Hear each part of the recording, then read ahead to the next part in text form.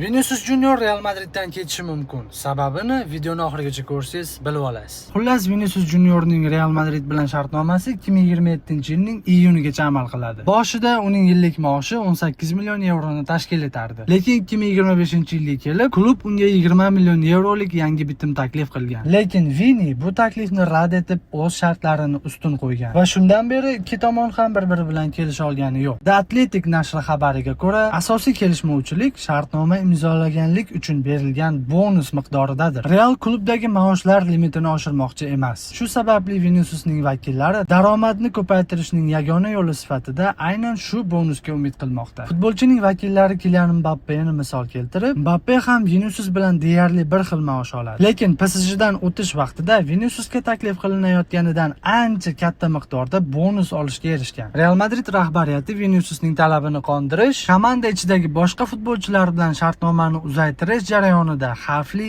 domino effektini keltirib chiqarishidan xavotirda. Qayd etilishicha, agar bu yangi bitim imzolanishiga yordam bersa, futbolchi o'z talablarini pasaytirishga tayyor. Endi sizga savol: Viniciusning talablarini bajarib, uni klubda olib qolish kerakmi yoki bunaqa muammoli futbolchidan tezroq qutulish kerakmi? O'z fikrlaringizni kommentariyada yozib qoldiring va menga obuna bo'lishni unutmang.